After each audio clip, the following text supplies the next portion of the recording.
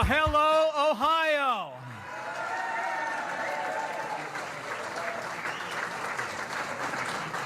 I want to thank you, Steve. Thank you for your great service in Washington, D.C. Steve Chabot is simply one of the most principled public servants, a man of conviction and integrity. He has served Ohio and America with great distinction, and Steve Chabot needs to be sent back to Washington, D.C., Ohio. Give him another round of applause, would you? What a great guy and a great friend. And it is great to be back in the Buckeye State, in the Queen City. And I want to bring greetings not only to the people of Ohio, but also we got some Hoosiers in the house. We got some Kentuckians in the house. In fact, now that I think of it, all three of those states voted to make President Donald Trump the 45th President of the United States of America. So thank you. Thanks to Ohio and Kentucky and to my home state of Indiana. And I bring greetings from that president today. We were chatting last night, and he's back in the White House in Washington, D.C., but I told him I was going to be here in Cincinnati, and I think if you know anything about the history of our president, you know how special Cincinnati is to him. It was actually where one of his first projects began in his long and storied career. But I got to tell you, President Donald Trump and I love Ohio because Ohio voted to send this president to the White House. So thank you, Ohio. I also want to say thanks to these great Ohio conservatives in Congress, all they do to represent the people of this state, and just as importantly, for the strong partnership that they've provided to this administration. Now, I have to tell you, you heard from him just a second ago. You heard from this great panel. But I'll tell you, I think all of Ohio and America should be proud of the service of Senator Rob Portman. He has done an incredible job for this state and for this nation. And I'm honored to be here with him today. Also, not only Steve Chabot, but join me in thanking my two other friends, Congressman Brad Wenstrup and Congressman Jim Renacci.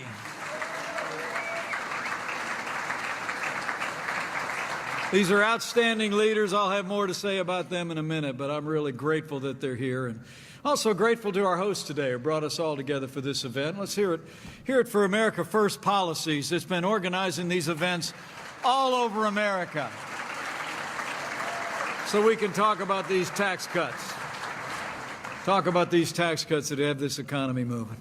But thank you all for being here. I'm very humbled by your presence today, and it really is great. Great to be back in the heartland of America. To reflect for just a few moments with all of you on the last year and a half. You know, when I think about it, there's only one way you can describe the last 18 months. It's been a year and a half of action. It's been a year and a half of results. It's been a year and a half of promises made and promises kept. And we're just getting started. It's true. I mean, think about it. Think about it. We're going to talk about these tax cuts in a minute, but the list is a whole lot longer than that.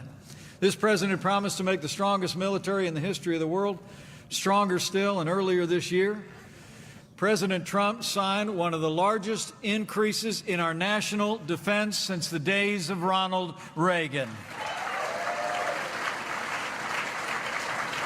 Just yesterday at Fort Drum in New York, we were both up that way. With the support of these great leaders in Congress, the president signed legislation that paves the way for the largest investment in our national defense in more than a generation. This legislation is going to give the more than 100,000 men and women in uniform from Ohio, Kentucky, and Indiana not only the respect they deserve, not only the resources and training they deserve, but it's going to give our men and women in uniform the biggest pay raise our soldiers have received in more than 10 years, and they deserve every cent.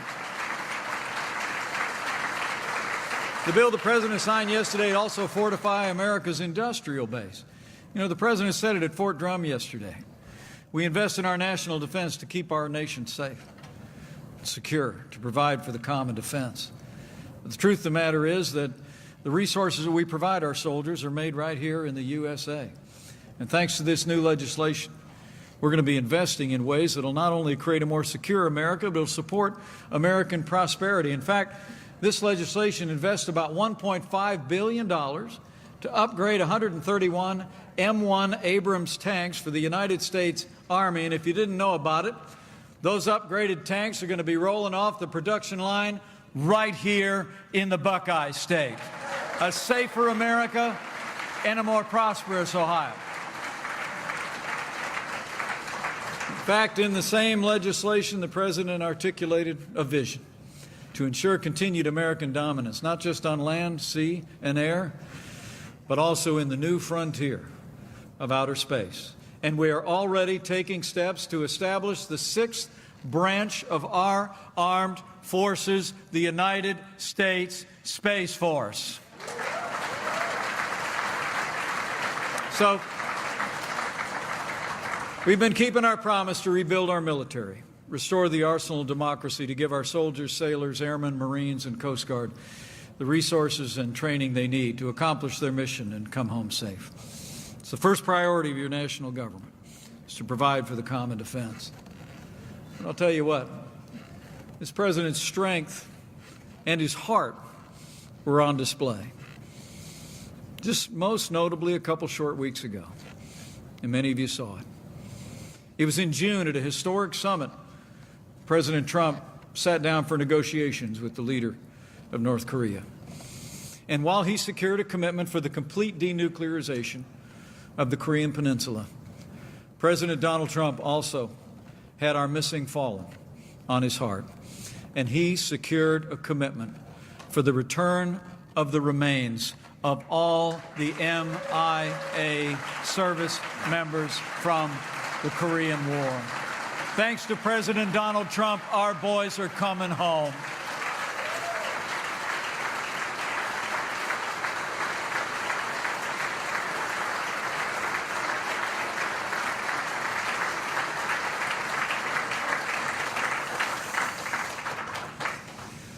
You know, for this son of a combat veteran from the Korean War, I'll tell you, I told the President he'll probably never give me a greater honor than representing him at the first homecoming ceremony of our soldiers in Hawaii just a few short weeks ago. It was deeply inspiring. And as the President said yesterday at Fort Drum, here in this great nation, we stand for the principle that we stand with all of those who served and have served, and we leave no one behind. Powerful. Closer to home, this President promised to enforce our laws and secure our borders.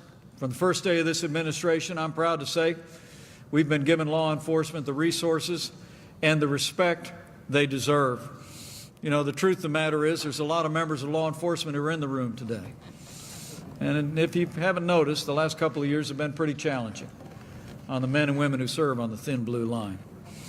But the truth of the matter is this administration will always stand with those who serve in law enforcement at every level, and that includes the heroic men and women of immigrations and customs enforcement.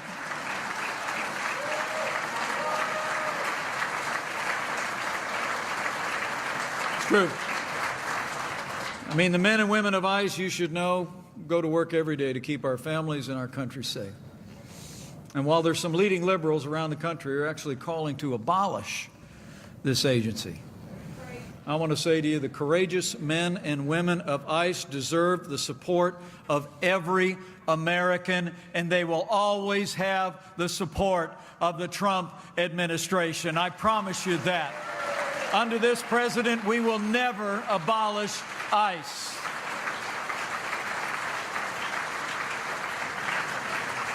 And with that renewed commitment to immigration enforcement, this president's actually enacted the largest funding increase for border security in nearly a decade.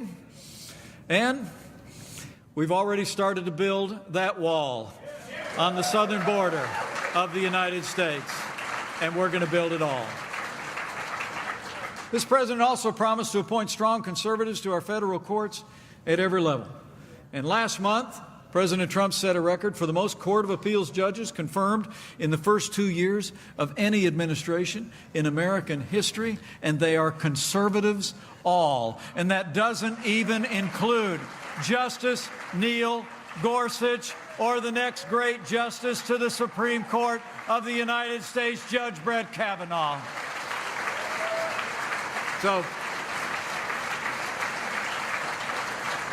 So it's about promises made and promises kept.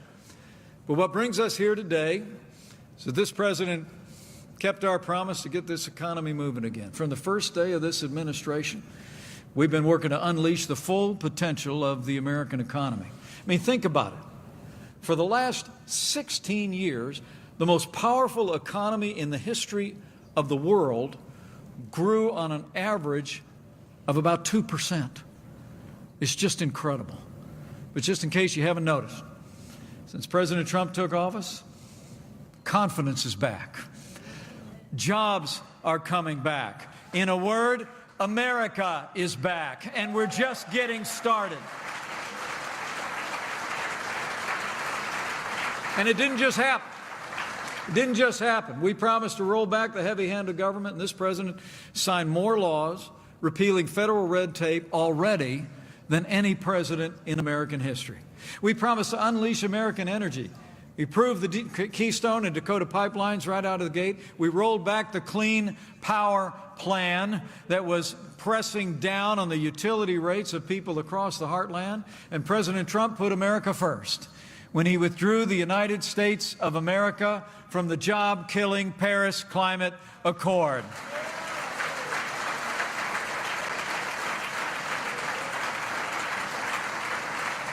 And under this president, the war on coal is over.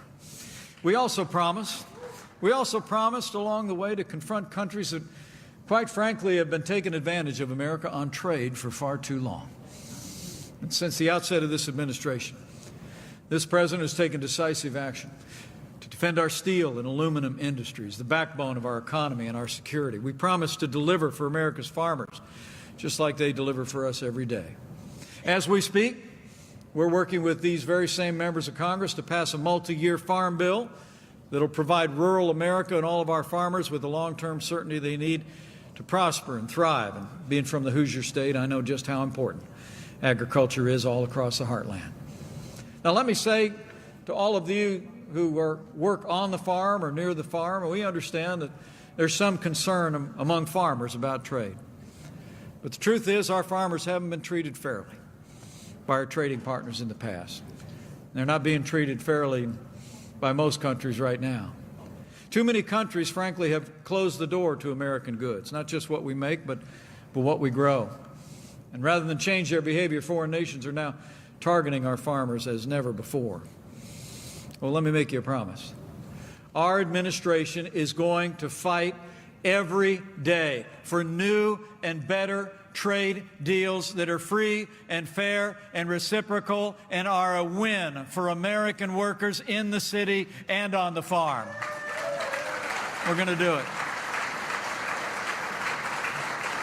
And we're making progress. We're making progress. As I stand before you today, we're working with Canada, Mexico, Japan, and the European Union, other trading partners around the world. We've made real steps forward, opening new markets for American pork, beef, wheat, corn, potatoes, soybeans, and so much more. But there's a lot more work to do, and we're just getting started. So today, let me just say again to each and all of you and all those that are looking on, in this White House, we will not rest or relent until we have international trade that puts American jobs and American workers first.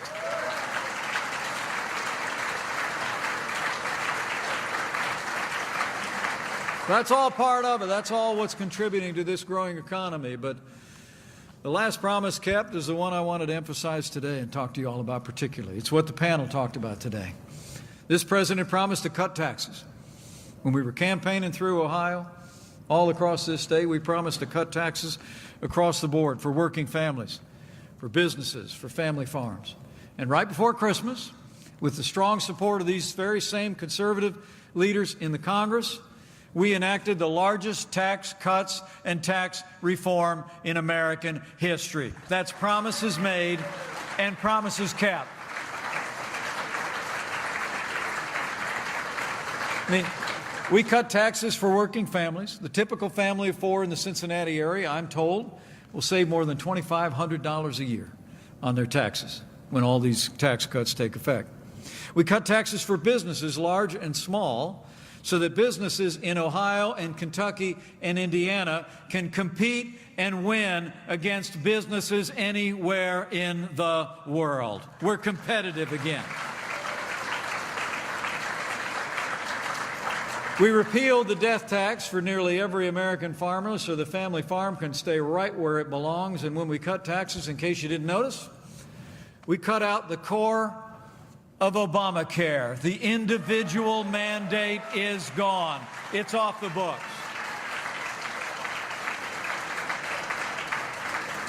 We've done all this because of strong support of majorities in Congress, including the great leaders that are gathered here.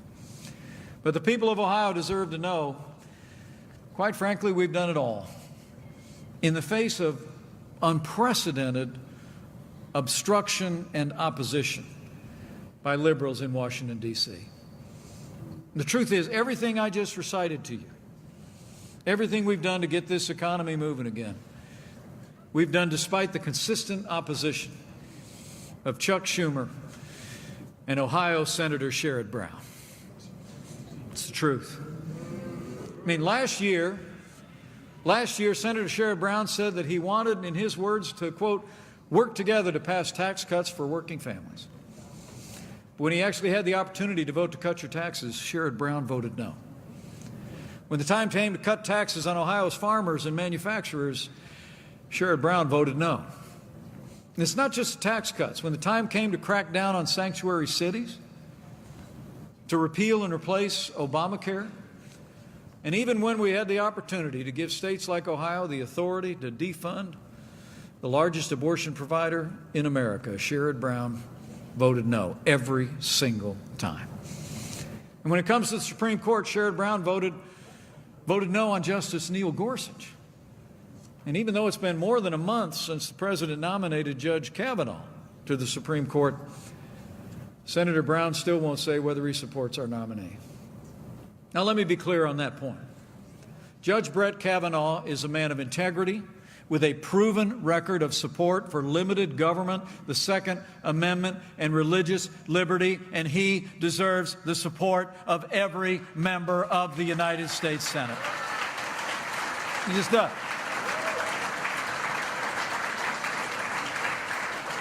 And I call on Senator Sherrod Brown today. Set politics aside. Senator, give our nominee a fair hearing and the support he deserves. And if Sherrod Brown won't vote to confirm a judge like Brett Kavanaugh, Ohio needs to send us a new senator who will.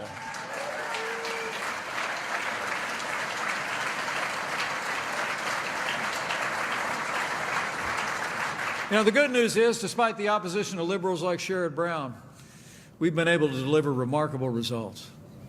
I mean, just look at these tax cuts. I mean, Senator Brown said they actually wouldn't put real money in your pockets, but thanks to these tax cuts, more than 6 million Americans have already received bonuses, pay raises, and bigger benefits, including 125,000 workers all across this state. Cincinnati's own Fifth Third Bank is raising wages for its nearly 3,000 hourly employees, and it gave out a $1,000 bonus to more than 13,000 workers.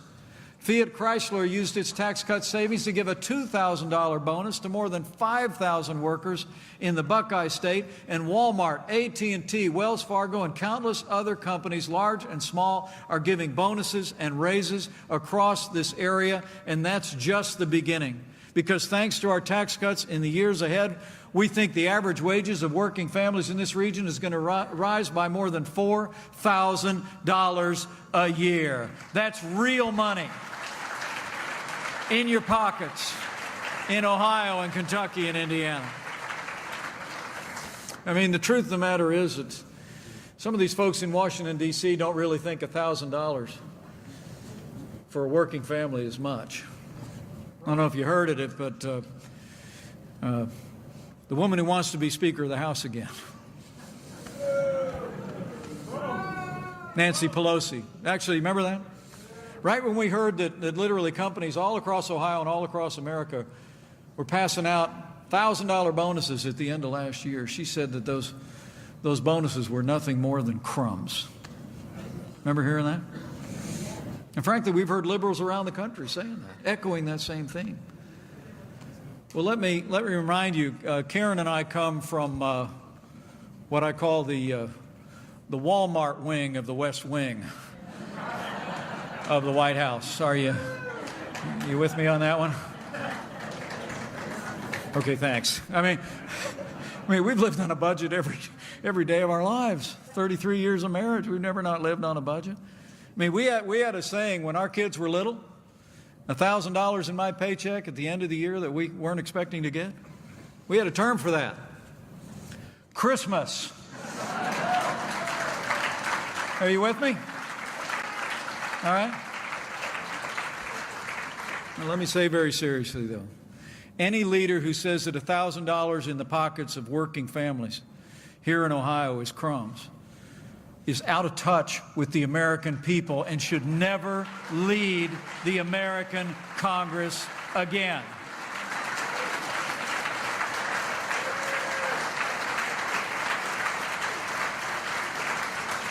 It's true. I mean, these tax cuts, all of our agendas since Election Day 2016, they've produced real results. I mean, businesses large and small have created nearly 4 million new jobs, including 16,000 new jobs across the Cincinnati metro area alone. Unemployment claims, as I stand before you today, have hit a nearly 50-year low.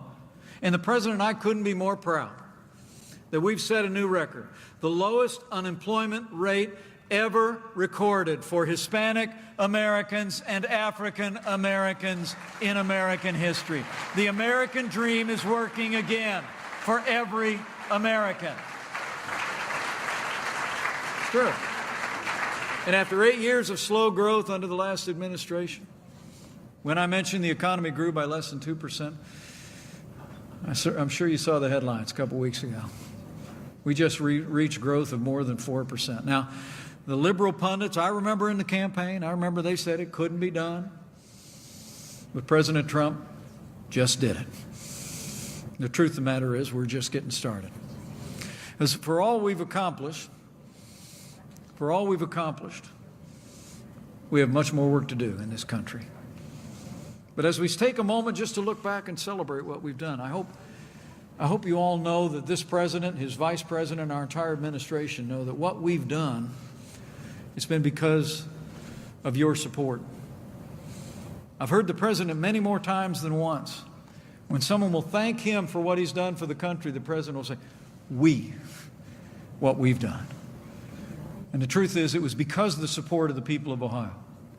Your steadfast support, not in the election year, but in every day since. It's made it possible for us to do this. But it's also been because of the support of these great leaders in the Congress of the United States. Congressman Brad Wenstrup served this country in the United States Army. He's now serving the good people of Southern Ohio. And across the board, he has served with distinction. He voted to cut your taxes. He's voted to make our military stronger. And Congressman Brad Wenstrup deserves the support of all the people of Ohio. Stand up, Brad, would you? What a great American. Thank you, Brad. And Congressman Steve Chabot, I mentioned him before, but I got to mention him again. He's the son of Cincinnati. He told you we met each other back in 1988 when we both lost an election. What an incredible man. I mean, he's literally fought tirelessly for this hometown, for his home state for more than 20 years. And as I said before, I served with him in Congress. I never served with a better man. His devotion to taxpayers, his devotion to our national security, his commitment to traditional values and the sanctity of human life is among the best and the strongest I ever witnessed in the Congress of the United States. He leads the Small Business Committee. We wouldn't have gotten these tax cuts done without Congressman Steve Chabot. And I got to tell you, Ohio needs Congressman Steve Chabot back in Washington, D.C. this fall.